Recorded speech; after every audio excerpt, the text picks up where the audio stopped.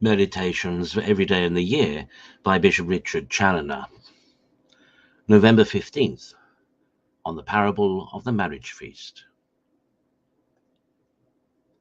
Consider first how our Lord here likens the kingdom of heaven, that is his spiritual kingdom, which he came from heaven to establish, and which is to bring our souls to heaven, to a marriage feast, which a great king makes for the wedding of his son. To this feast many are invited who refuse to come. Many take no notice of the invitation, but go their ways, one to his farm, another to his traffic.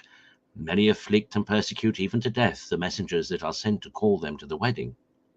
All these then are rejected and condemned, and in their place the poor, the blind, and the lame are gathered together from the highways and from the hedges, and are brought in to be guests at the royal feast. But the man that presumed to come without having a wedding garment is ordered to be bound hand and foot, and to be cast out into the exterior darkness. Here there shall be weeping and gnashing of teeth. So far the parable. Now let us see how it is to be applied, and what sacred truths we are to learn from it. The Son of God came down from heaven to wed himself to our human nature by the mystery of his incarnation, and to every one of our souls in particular by a happy union of grace and love.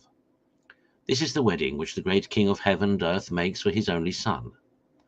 The marriage feast with which this wedding is celebrated is begun here upon earth by grace, in the souls of as many as sincerely come to Christ with faith and love, and shall be perpetual hereafter by the eternal enjoyment of him in his heavenly paradise. To this marriage feast both Jews and Gentiles were long ago invited by the apostles and other messengers of God, and all nations are still invited to the same, as well by apostolic preachers sent amongst them for their conversion, as by many other ways by which God daily calls souls to his love and service in order to their salvation. Happy they that duly correspond with these heavenly calls and readily come to this feast, to which they are so lovingly invited by so great a King. But then they must take care to come with the proper dispositions, signified by the wedding garment, without which they must not expect any part with the bridegroom in his everlasting banquet. Consider secondly, the infinite goodness of God manifested to us in this parable by his inviting us all to this heavenly feast. Considering what this feast is, what kind of entertainment he has here prepared for us, and how very wretched and undeserving we are of any such favour. But oh, the strange stupidity of so many poor thoughtless souls who daily slight and neglect this divine invitation. Oh, how blind, how miserable, how wicked are they to prefer these worldly toys, this farm, this traffic, these empty, airy bubbles before this divine banquet, where God desires to feast their souls with himself by the sweet blessings and communications of his graces here, and by the inebriating them hereafter for all eternity with the plenty of his house, and making them drink of the torrent of his pleasures at the very head of the fountain of life. Consider thirdly, the dreadful consequences of neglecting or rejecting these heavenly invitations by which we are called to the marriage feast of the Lamb. Alas, our all is here at stake. Our whole happiness for time and eternity absolutely depends upon our coming to his feast. We shall be perpetually miserable if we are excluded from it. And shall we be so wretched as wilfully to exclude ourselves by refusing to come when we are so pressingly invited by the King of heaven? Will he not highly resent this contemptuous treatment, this slighting of his gracious calls, this preferring the vanities and lying fooleries of the world before him and his banquet? Oh, there is nothing moves him more to indignation. 'Tis this crying sin is the principal cause of the reprobation of all that are lost.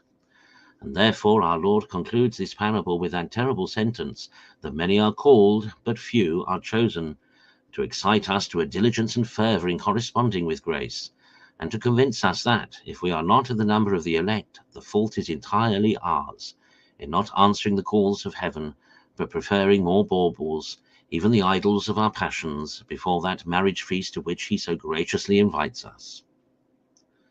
Conclude, O my soul, to secure at least thy own eternal welfare by a ready compliance with all the gracious calls of heaven, and by being quite serious and in earnest in hastening to this feast of grace to which thou art invited.